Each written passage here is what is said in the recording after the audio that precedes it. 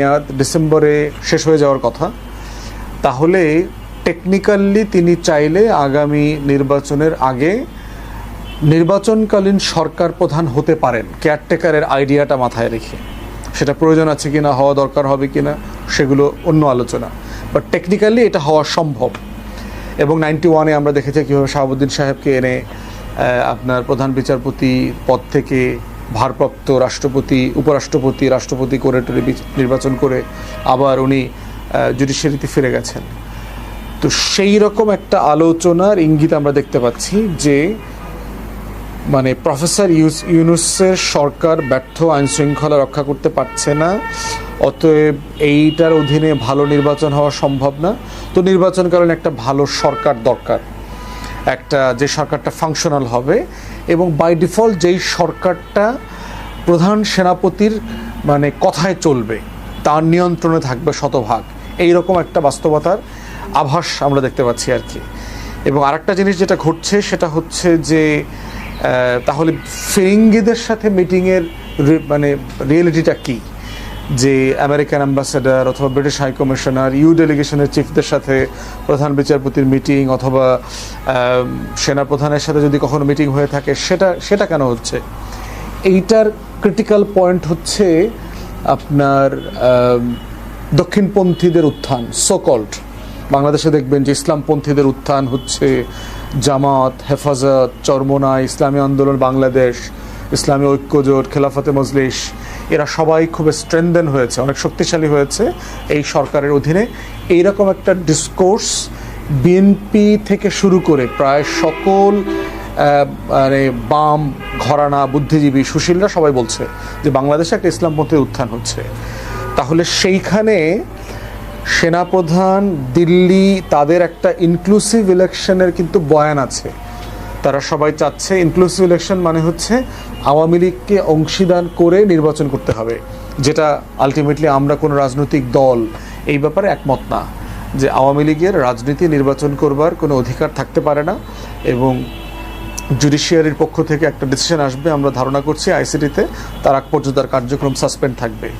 তাহলে এখন প্রশ্ন হচ্ছে যে ইনক্লুসিভ ইলেকশন যদি করা না যায়, যেটাতে আওয়ামী লীগ অংশগ্রহণ করতে পারবে তার দলীয় মার্কা নিয়ে, যদি রিফাইন্ড আওয়ামী লীগের একটা আলোচনা আসছিল, সাবর হোসেন চৌধুরী, ডক্টর মান্নান অথবা এই সোহেল তাজ টাইপের লোকদেরকে দিয়ে ফ্রন্টে, তো রিফাইন্ড আওয়ামী লীগের বয়ানটাও গণ অভ্যুত্থানের পক্ষের শক্তি খুব ডিসাইসিভলি ডিল করেছে। তাহলে এখন আমরা থার্ড অপশন দেখতে পাচ্ছি জাতীয় পার্টির উপরে এই ভূত সওয়ার করাটা, জাতীয় পার্টির উপরে সওয়ার হয়ে কোনোভাবে আওয়ামী লীগকে ব্যাকডোর দিয়ে ফেরায় নিয়ে আসা যায় কিনা, যেটা 80-র দশকে আমরা দেখেছি যে এরশাদকে দিয়ে শহীদ প্রেসিডেন্টকে হত্যা করানো হয়েছে, এরশাদকে দিয়ে হাসিনাকে বাংলাদেশে জাতীয় সংসদে আনা, প্রধান বিরোধী দল বানানো এবং রাজনৈতিক পুনর্বাসনের কাজ হয়েছে।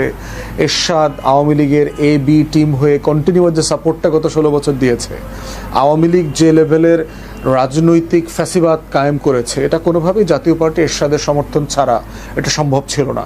তো এরশাদ ঐতিহাসিকভাবেই দিল্লির এই প্রেসক্রিপশনের পলিটিক্সটা কন্টিনিউ করেছে। অতএব জাতীয় পার্টি আওয়ামী লীগের পরে সবচেয়ে বিশ্বস্ত দিল্লির ল্যাসপেন্সার যদি বলেন, এই ল্যাসপেন্সার গোষ্ঠীর নাম হচ্ছে জাতীয় পার্টি। অতএব এইটা এখন হচ্ছে আওয়ামী লীগকে পুনর্বাসন করা, দিল্লির আধিপত্যবাদ ধরে রাখার তৃতীয় জায়গা আর কি। এবং এটাকে কেন্দ্র করে দেখতে পাচ্ছেন যে জাতীয় পার্টির বা নেতাকর্মীদের ব্যাপারে তেমন কোনো মানে মামলা টামলা হয় নাই, তাদের ব্যাপারে গ্রেফতার করা, চুরি চামারি তারা যে করছে, জাতীয় পার্টির নেতারা যে শত শত কোটি টাকার মালিক হয়েছে বিভিন্ন জন, তাদের পার্টির সেক্রেটারি মুজিবুর হক চুন্নুর বিরুদ্ধে প্রচুর রিপোর্ট হয়েছে, আরও অনেক নেতার বিরুদ্ধে হয়েছে। তাদের এই আওয়ামী যে দুঃশাসনের মামলাগুলো, গণহত্যার মামলা, কোথাও দেখবেন জিএম কাদের সাহেব থেকে শুরু করে কারো বিরুদ্ধে তেমন কোনো মামলা হয়নি। এবং তারা দিব্যি পার্টি অফিস খোলা রেখে, গুলশানের অফিস, এই বিজয়নগরের অফিস, সব কিছু খোলা রেখে তারা দিব্যি রাজনৈতিক কার্যক্রম করছে এবং তারা ওপেনলি করছে, ন্যূনতম লজ্জা শরম কিছু নাই। এবং একইভাবে আমরা দেখলাম জাতীয় পার্টির মধ্য দিয়ে কীভাবে সাবেক ছাত্রলীগ পুনর্বাসিত হচ্ছে। তারা এই যে গণ অধিকার পরিষদের সাথে যে সংঘর্ষ হলো দেখলাম, সেখানে সাবেক ছাত্রলীগ কীভাবে জাতীয় পার্টির ব্যানারে এসে মিছিল মিটিং করছে, দেশের বিভিন্ন জায়গায় ইন্ডিয়াতে আমরা দেখেছি জাতীয় পার্টির ব্যানারে কিভাবে আওয়ামী লীগ পুনর্বাসিত হচ্ছে। তাহলে এই যে প্রসেস, তাহলে সেনাপ্রধান চেষ্টা করতে পারেন যে ইউনূস সরকারের সরায়া দিয়ে প্রধান বিচারপতি রিফাত আহমেদ সাহেবকে কেয়ারটেকারের প্রধান করা। যদি এটা উনি করতে রাজি থাকেন, তাহলে যেটা করবে উনি এখানে ক্ষমতা প্রয়োগ করে একটা 111-এর সিচুয়েশন ক্রিয়েট করবে, এবং এটা আমরা দেখতে পাচ্ছি। এখন রিফাত সাহেব রাষ্ট্রপতির হতে এর আগে কিন্তু অস্বীকার করেছেন, উনি রাষ্ট্রপতির দায়িত্ব নেবেন না।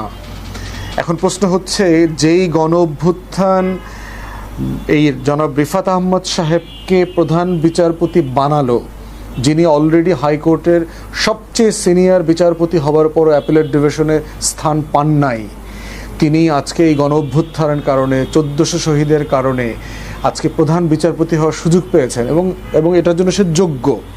তিনি কি আসলে এই দিল্লির এজেন্ডা বাস্তবায়নে অংশীদার হবেন? তাকে কি আমরা আগামী দিনে মির্জাফর এবং গাদ্দার বলে গালি দিতে বাধ্য হব? তার মাধ্যমে কি 1400 শহীদ বেঈমানি শিকার হবেন? লেন্দুব দর্জির শাসন ব্যবস্থা কায়েম হবে?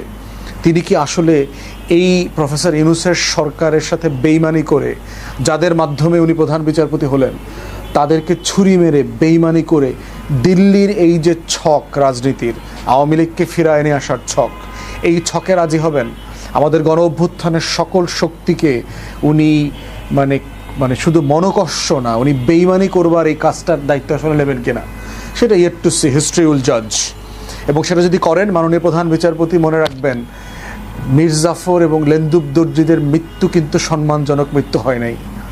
এবং আপনার বিরুদ্ধেও সারা বাংলাদেশ আপনাকে যেভাবে সম্মান করে, আপনার বিরুদ্ধে আমরা ফাইট করেছি যেভাবে প্রধান বিচারপতি হবার ব্যাপারে, আপনার ব্যাপারেও কিন্তু দেশের মানুষ আপনাকে গাদ্দার বেঈমানের তালিকা রাখবে।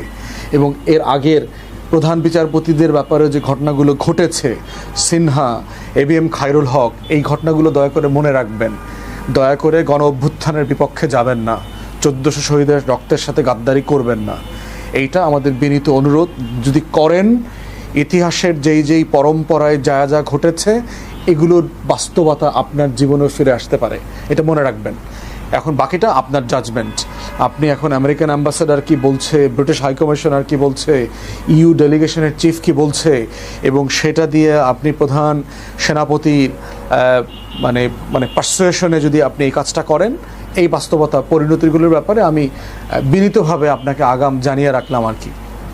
এরপরে দেখেন ঘটনা যেগুলো ঘটতেছে, 111-এর সিচুয়েশনটা কীভাবে ক্রিয়েট হয় দেখেন।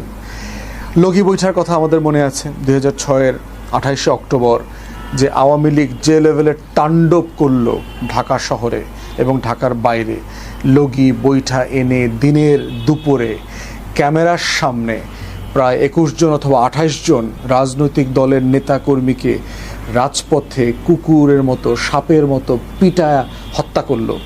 এবং এই সিচুয়েশনটা কি হয়েছে, আইন শৃঙ্খলা ধসে পড়েছে, অতএব এই নির্বাচন হওয়া সম্ভব না। এটাকে কেন্দ্র করে জানুয়ারি 2007-এ যে নির্বাচন হওয়ার কথা ছিল, সেই নির্বাচনটা বাতিল হয়ে গেল। তত্ত্বাবধায়ক যারা প্রধান ছিলেন রিজাইন করলেন, ইয়াজউদ্দিন এর কাছ থেকে দায়িত্ব মইনুল আহমদের কাছে চলে গেল, দিল্লির ইলেকশন ইঞ্জিনিয়ারিং এবং এই যে দিল্লির আধিপত্যবাদ কায়েম হইল।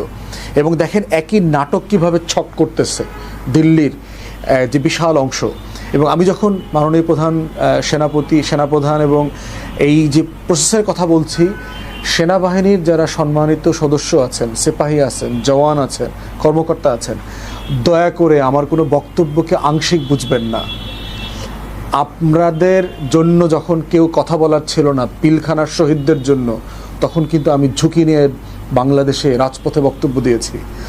পিলখানায় হাজার হাজার মজলুম বিডিআর জওয়ানের জন্য যখন কথা বলার মানুষ ছিল না বাংলাদেশে, তেমন সেখানেও কিন্তু আমি আওয়ামী লীগের বিরুদ্ধে তখন ঝুঁকি নিয়ে কথা বলেছি। আওয়ামী আমলে মজলুম এই সশস্ত্র বাহিনীর যারা কর্মকর্তা, যারা সিপাহী ছিলেন, যারা নির্যাতনের শিকার হয়েছেন, আপনাদের হয়ে কিন্তু আমরা কথা বলেছি। অতএব আমি সেনাবাহিনীর বিরুদ্ধের লোক না, সশস্ত্র বাহিনীর বিরুদ্ধের লোক না, আমি বাংলাদেশের স্বাধীনতার পক্ষের লোক, আজাদির পক্ষের লোক। অতএব সেনাবাহিনীর ভিতরে যারা যারা দিল্লির এজেন্ডা বাস্তবায়ন করছে, আমার আজাদির বিপক্ষে দাঁড়াচ্ছে, আমার স্বাধীনতা সার্বভৌমত্বের বিপক্ষে দাঁড়াচ্ছে, আমি যখন বক্তব্যে কথা বলি শুধু তাদেরকেই বলি। আমাদের গোয়েন্দা সংস্থাগুলো ডিজিএফআই, এনএসআই, ডিবি, এসবি, এই যে টোটাল আইনশৃঙ্খলা বাহিনী ফোর্সেস, আমাদের আমলাতন্ত্র, এর ভিতরে যে বিশাল আওয়ামী দোসররা রয়ে গেছে, আমার বক্তব্য সামরিক এবং বেসামরিক সেই আমলাতন্ত্রের বিপক্ষে, দেশপ্রেমিক অংশের বিপক্ষে না। তাই এই জায়গাটা দয়া করে আলাদা করে দেখবেন না। আমি এই ফোর্সেসগুলোর সংস্কার চাই, তাদেরকে প্রফেশনাল সোলজার আকারে দেখতে চাই, এবং দেখতে চাই তারা যে কোনো সময় যে কোনো পরিস্থিতিতে ভারতের গোলামি মেনে নেবে না, দিল্লির আধিপত্যবাদ মেনে নেবে না, 1400 শহীদের সাথে বেইমানি করবে না, গণ অভ্যুত্থানের বিপক্ষে যাবে না, আমার মুক্তির লড়াইতে আমার স্বাধীনতার পক্ষে থাকবে। এটাই হচ্ছে আমরা দেখতে চাই, এবং আমরা এটা সংস্কার চাই, এবং এটা নিয়ে আমি খোলামেলা আলাপ করছি।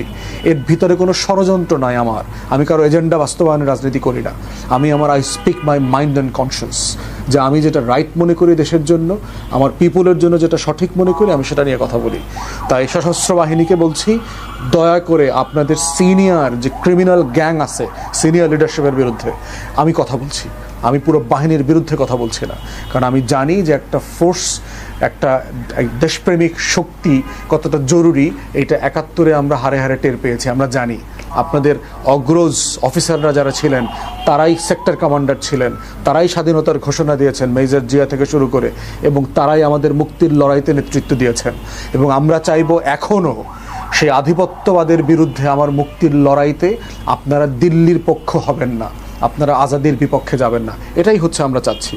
তাহলে এখন সেনাপ্রধান আজকের মিটিংয়ের মধ্য দিয়ে ইনক্লুসিভ নির্বাচন, আওয়ামী লীগ পুনর্বাসন, জাতীয় পার্টিকে সেফগার্ড করা, এবং আমরা দেখেছি যে এই গণ অধিকার পরিষদের নেতারা বারবার বলছে যে বিভিন্ন মিলিটারি অফিসার তাকে ফোন দিয়েছে, জিএম কাদেরের বিরুদ্ধে যেন কথা না বলা হয়, এরশাদ জাতীয় পার্টির বিরুদ্ধে যেন কথা না বলা হয়। এটা কেন বলবে? রাজনৈতিক দল কেন এই কাজটা, কেন এই ইনস্ট্রাকশনটা শুনবে? প্রজাতন্ত্রের কর্মচারীদের কথা কেন রাজনীতি করবে? অতএব সেই জায়গাতে নুরুকে যদি আপনারা কোনো কারণে সিকিউরিটি থ্রেট মনে করেন, জাতীয় নিরাপত্তার হুমকি মনে করেন, সেটা তো আইনি প্রসেস আছে, ডিউ প্রসেস অফ লতে আপনারা এটা ডিল করেন। যদি গোপন তথ্য হয় অন্তর্বর্তীকালীন সরকারের সাথে শেয়ার করেন। আপনারা যদি মনে করেন যে তাকে গ্রেফতার করা দরকার, তাকে আইনের আওতায় আনা দরকার, এটার তো আইনি প্রসেস আছে। প্রসেস ছাড়া আপনি একজন রাজনৈতিক ব্যক্তিকে কেন পিটাবেন, এরকম ব্রুটালি কেন মারবেন? আপনারা গত 1 বছর তো আওয়ামী লীগের কোনো নেতাকে এভাবে পিটান নাই, ছাত্রলীগের কোনো গুন্ডা পান্ডাকে ধরে তো পিটান নাই, এবং আমরা এটাই চাই, আপনি কাউকে পিটাবেন না, আপনি আইনের প্রসেসের হাতে তুলে দেবেন। এবং অফিস ভাঙচুরকে যেটা করা হয়েছে, তো ব্রুটালি করা হয়েছে। কোনো সার্চ ওয়ারেন্ট ছিল ওখানে? রেড দেওয়ার কোনো ম্যাজিস্ট্রেসি আপনি ওয়ারেন্ট নিয়ে এসছেন ওখানে? তাহলে একটা পলিটিক্যাল পার্টির অফিসে কী করেছেন? এগুলোই তো আমরা গত 16 বছর দেখেছি। বিএনপির অফিস, জামাত শিবিরের অফিস, সারা বাংলাদেশে আওয়ামী লীগ এই বিভিন্ন বাহিনীকে দিয়ে শেষ করে দিয়েছে। অতএব সেই জায়গাতে আজকের মিটিং এবং 111-এর পরিস্থিতি কীভাবে সেট করতেছে দেখেন। 2006-এর সে বাস্তবতা, দিল্লিতে হাসিনার যে মিটিংটা হয়েছে দেখেন, এর আগে কলকাতায় আওয়ামী লীগের অফিস খুলেছে, দিল্লিতে অফিস করছে। হাসিনা তো খুবই আরামে আসে, ওখানে আছে খুবই সিকিউর জায়গাতে।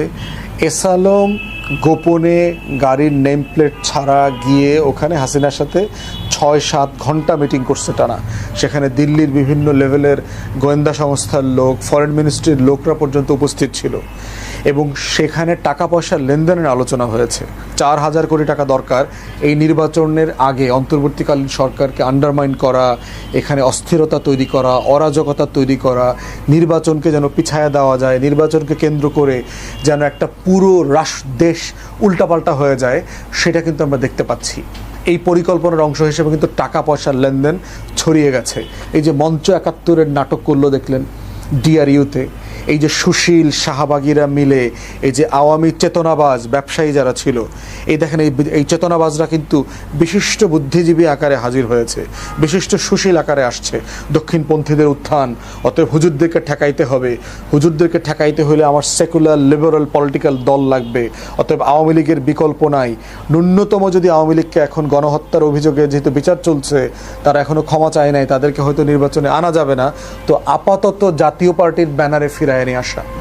এবং এস আলমের টাকার রং দেখেন, চট্টগ্রাম বিশ্ববিদ্যালয় কেন্দ্রিক যে মারামারি হচ্ছে, মঞ্চ 71 নিয়ে যেই ঝামেলাটা পাকলো এখানে দেখলেন, তারপরে গণ অধিকার পরিষদ, নুরু, জাতীয় পার্টির অফিস নিয়ে যে বিষয়টা চললো এখানে, এরপরে আজকে ধানমন্ডির সামনে আওয়ামী লীগের ঝটিকা মিছিল, গুলিস্তানে গত 2-3 দিন আগে আওয়ামী লীগের ঝটিকা মিছিল, এইগুলো কিন্তু এসালমের টাকা যে কথা বলছে এগুলোর প্রমাণ। এখানে যে প্রচুর অস্থিরতা সৃষ্টির চেষ্টা করা হচ্ছে, তাহলে এর মানে কি এটা প্রমাণ করা যে অন্তর্বর্তীকালীন সরকারকে ব্যর্থ প্রমাণ করা? অন্তর্বর্তীকালীন সরকার পারছে না, ইমার্জেন্সি দিতে হবে, নির্বাচন ভালো হবে না। সিপিডিও দেখলাম 6-7টা অস্থিরতার কথা বলছে যে কেন ফেব্রুয়ারিতে ভালো নির্বাচন হওয়া সম্ভব না, এবং ওই একই বয়ান তৈরি করবার চেষ্টা করা হচ্ছে বিভিন্ন সুশীল বুদ্ধিজীবীদের মাধ্যমে। তাহলে এক্স্যাক্টলি যেই প্লেয়াররা, বিভিন্ন পত্রিকার সম্পাদকরা, বিভিন্ন থিঙ্ক ট্যাঙ্কের প্রতিষ্ঠানরা, বুদ্ধিজীবী লেখকরা যেই ভাষায় 111-এর বৈধতা, সম্মতি, বয়ান তৈরি করেছিল, যাদেরকে ঠেকানোর জন্য তারা প্রস্তুতি নিচ্ছিল, সেই বাস্তবতাগুলো কিন্তু তৈরি হচ্ছে। এবং স্যাডলি গণ অভ্যুত্থানের পরে আমাদের যে অনেকগুলো ব্যর্থতা, সেই ব্যর্থতার কথা আমরা আগস্টের 5 তারিখ থেকে গত বছর বলে আসতেছি। চুপ্পুকে সরাইতে হবে, সংবিধান সাসপেন্ড করতে হবে, জাতীয় সরকার করতে হবে গণ অভ্যুত্থানের পক্ষের সকল শক্তিকে নিয়ে। আমলাতন্ত্রের ভিতরে, সামরিক বেসামরিক প্রশাসনে দিল্লির যত গোলাম আছে, দোসর আছে আওয়ামী লীগ জাতীয় পার্টির 14 দলীয় লেসপেন্সার যারা আছে, এদেরকে প্রশাসন থেকে বাহির করে দিতে হবে। আমাদের প্রত্যেকটা ফোর্সগুলোকে শুধুমাত্র দেশপ্রেমিক লোকদেরকে দিয়ে আমাদের ফোর্সেস চলবে। কোনো দিল্লির কাছে গিয়ে পূজা দিয়ে, প্রণব মুখার্জির সাথে দেখা করে, মোদির সাথে দেখা করে, এখানে ইন্ডিয়ান হাই কমিশনে গিয়ে যারা জেনারেল হয়েছে, পদোন্নতি পাইছে, জিউসি হয়েছে, বিভিন্ন গুরুত্বপূর্ণ জায়গায় বসছে, এদেরকে বিদায় করে দেওয়ার কথা গত 1 বছর আগে থেকে বলছি। আমরা বলছি আমাদের ফোর্স আজাদির পক্ষের ফোর্স হইতে হবে, দিল্লির আধিপত্যবাদের বিরুদ্ধের ফোর্স হইতে হবে, এবং এইটাই ছিল আমাদের কামনা বাসনা। এবং এটাই আমরা দেখতে পাচ্ছি। দেখেন, যৌথ বাহিনী ম্যাজিস্ট্রেসি সহ গত 1 বছর ধরে রাস্তায় আছে, মাঠে ময়দানে আছে, কিন্তু আমরা তাদের যে লেভেলের অ্যাক্টিভিটিস, ডিসাইসিভনেস থাকার কথা সেটা দেখতে পাই নাই। এবং আমি ভিতর থেকে অনেক অফিসার আমাকে বলেছে যৌথ বাহিনীকে কাজ করতে দেয়া হচ্ছে না, তাদের কমান্ডিং অফিসাররা, সুপিরিয়ররা চুপচাপ বসায় রাখছে, শুধু ডিপ্লয় করে রাখছে। তাদেরকে যে লেভেলে স্ট্রাইকিং ফোর্স আকারে ব্যবহার করা দরকার ছিল সেই লেভেলে তারা করছে না। তো করছে না বলে আবার দেখবেন আইনশৃঙ্খলা পরিস্থিতি উন্নত হচ্ছে না, অথবা অবনতি হলেও দ্রুততম সময়ে সেটাকে ডিল করা যাচ্ছে না। গোপালগঞ্জে দেখেন এনসিপির প্রোগ্রামে কি হইল, গতকালকে থেকে চট্টগ্রাম বিশ্ববিদ্যালয়ে যে মারামারি হচ্ছে, পুলিশ, যৌথ বাহিনীর যে ইনঅ্যাকশন আমরা দেখেছি, যে ডিসাইসিভনেসের জায়গা দেখতে চাচ্ছিলাম, সেটা কিন্তু আমরা দেখি নাই। তো এগুলোর মাধ্যমে যেটা করা হচ্ছে, দেশে একটা অরাজকতা তৈরি করা হচ্ছে, ইউনূস সরকার পারতেছে না, আর একটা অপদার্থ অযোগ্য স্বরাষ্ট্র উপদেষ্টা বসায় রাখছে একইভাবে, কোনো কাজের না, গুড ফর নাথিং, অ্যাবসলিউটলি কোনো কাজের লোক না। কিন্তু এই লোকটাকে আবার অন্তর্বর্তীকালীন সরকার সরাচ্ছে না। কিছু অযোগ্য উপদেষ্টাকে যে বাড়ি পাঠায় দেওয়া দরকার ছিল আওয়ামী লীগের আমলাদের মতো, দোসরদের মতো করে, সেগুলো করা হচ্ছে না। তাহলে এই হচ্ছে একটা প্লট, যেটার মধ্য দিয়ে মোদ্দা কথা হচ্ছে দিল্লির যে রাজনৈতিক আধিপত্যবাদ, কলকাতার যে সাংস্কৃতিক ফ্যাসিবাদ, এগুলোকে পুনর্বাসন করা। এই পুনর্বাসনটা কিভাবে হবে? আওয়ামী লীগকে রাজনীতিতে ফিরায় এনে আসা, জাতীয় পার্টিকে ফিরায় এনে আসা, 14 দলকে ফিরায় এনে আসা। না করলে কি হবে? আওয়ামী লীগ শুধু পুনর্বাসিত হবে তা না, এখানে ইসলামপন্থীদের উত্থান হবে, তো জঙ্গি বাড়বে, তো মৌলবাদ গোষ্ঠী বাড়বে। এইটা হচ্ছে ফেয়ার মঙ্গারিং করা হচ্ছে। এবং এটার মধ্য দিয়ে আমরা দেখতে পাচ্ছি যে এক্স্যাক্টলি 2006-এর মডেলে যেই প্লেয়ারদের সাথে রাষ্ট্রের মিট করার কথা, প্রধান বিচারপতি মনে রাখেন তখনকার সদ্য সাবেক প্রধান বিচারপতি কে এম হাসান, এক্স্যাক্টলি আগামী ডিসেম্বরে সদ্য সাবেক প্রধান বিচারপতি হয়ে যাবেন ডক্টর রিফাত আহমেদ। এক্স্যাক্টলি মনে রাখেন তখন এই যে American ambassador, British high commissioner, EU ডেলিগেশনের চিফ জায়গায় গিয়ে মিটিং করতো, ফিরিঙ্গি মহলে বিভিন্ন জায়গাতে দাওয়াত দিত, রাজনৈতিক দলগুলোর সাথে মিটিং করত। এখন এই যে চুপ্পুকে সরানো গেল না, বিএনপি কি আসলে এটার মধ্যে দিয়ে নিরাপদ? আসলে আমি বোধ করছি না। যদি নির্বাচনকালীন সরকার হয় এবং সেই সরকার যদি প্রধান সেনাপতির অধীনে হয়, 111-এর সরকার হয়, মইনীয় আহমদ যা করেছে বিএনপির কপালে আসলে তাই হবে। তাই আমরা বোধ করছি অন্তর্বর্তীকালীন সরকার, প্রফেসর ইউনূসকে বলছি, আপনি সকল রাজনৈতিক দলকে নিয়ে একটা এই নির্বাচনকালীন প্রয়োজনে জাতীয় সরকার এবং তত্ত্বাবধায়ক সরকারের একটা ঘোষণা আপনি দিয়ে দেন যে এই সরকারই জাতীয় সরকার, সবাইকে নেন প্রয়োজনে এখনই আপনি আগামী 6 মাসের জন্য ফেব্রুয়ারি পর্যন্ত জাতীয় সরকার করে ফেলেন সকল রাজনৈতিক দলকে নিয়ে, এবং এদের অধীনেই একটা ভালো নির্বাচন হতে পারে, কারণ সবাই প্রাতিষ্ঠানিকভাবে রিফর্মের পক্ষে, একটা ভালো নির্বাচনের পক্ষে। এবং এই সরকারটাকে আপনি তত্ত্বাবধায়ক সরকার বানায় ফেলেন, যেন নতুন কোনো তত্ত্বাবধায়ক সরকারের আলাপ আসতে না পারে। সেইটা এই ফেব্রুয়ারি পর্যন্ত এই আলাপের ঊর্ধ্বে থাকতে হবে। ওই যে কনস্টিটিউশনের মাধ্যমে যেটা ফেরত আসছে বিচার, ওটা সংসদ দেখবে। রেগুলার গভর্নমেন্ট আসলে পরে দেখা যাবে যে সংশোধনী রায় কিভাবে এনফোর্স করবে স্টেট, ওইটা ডিফারেন্ট এক্সিকিউটিভ প্রসেস। এটা এখনই করতে আমরা বাধ্য না। অতএব সেই জায়গাগুলোতে এই চক্রান্তগুলো সম্পর্কে আমাদের আহ্বান হচ্ছে, বাংলাদেশের সকল দেশপ্রেমিক জনগণ দয়া করে ভিজিলেন্ট থাকেন। Vigilance is the only guarantee for freedom, এটা মাথায় রাখবেন। জাতি, দেশের মানুষ, আপনারা যদি স্বাধীন থাকতে না চান, আপনার আজাদির লড়াই আর একজন লড়ে দেবে না। আপনি যদি স্বাধীন থাকতে না চান, ইটস ইউর চয়েস, আপনি পরাধীন হয়ে থাকবেন, কোনো সমস্যা নাই। আমার বাহিনীগুলো, আমার পুলিশ, আমার র্যাব, আমার গোয়েন্দা সংস্থাগুলো, আমাদের সশস্ত্র বাহিনী, সেনাবাহিনী, আমাদের বিমান বাহিনী, নৌবাহিনী, কোস্টগার্ড, এই প্রত্যেকটা বাহিনীকে আমরা এই আজাদির রক্ষার লড়াইতে পাশে চাই, গণ অভ্যুত্থানের পক্ষে চাই, আমরা 1400 শহীদের পক্ষে চাই। দিল্লির আধিপত্যবাদের এই লড়াইতে কোনো বয়ানের উপরে ভিত্তি করে আওয়ামী লীগকে, জাতীয় পার্টিকে পুনর্বাসন করে গণ অভ্যুত্থানকে ব্যর্থ করে দেবার এই রাজনীতিতে যেন আমার কোনো বাহিনী না পড়ে। দয়া করে আমার দেশপ্রেমিক যারা সশস্ত্র বাহিনীর সদস্যরা আছেন, জওয়ান আছেন, জুনিয়র অফিসাররা আছেন, যে লেভেলে আছেন, দয়া করে এই ফাঁদে কেউ পা দেবেন না। দিল্লি আমার জাতীয় শত্রু, এইটা আমার সীমান্তের প্রত্যেকটা জায়গায় শত্রু, সে আকাশে হোক, আমার জলে হোক, আমার স্থলে হোক, আমার সাইবার স্পেসে হোক, সব জায়গাতে। এবং এই শত্রু মোকাবেলা করার মধ্য দিয়েই আমার রাষ্ট্র হবে, বিনির্মিত হবে। এবং এটাই হচ্ছে গণ অভ্যুত্থানের স্বপ্নের বাংলাদেশ। আমরা সবাই মিলে, সিপাহী, জনতা, সাধারণ মানুষ, রাজনৈতিক দল, গণ অভ্যুত্থানের সকল পক্ষ মিলে আমরা সেই লড়াইটা চালিয়ে যাব ইনশাআল্লাহ। সবাইকে ধন্যবাদ।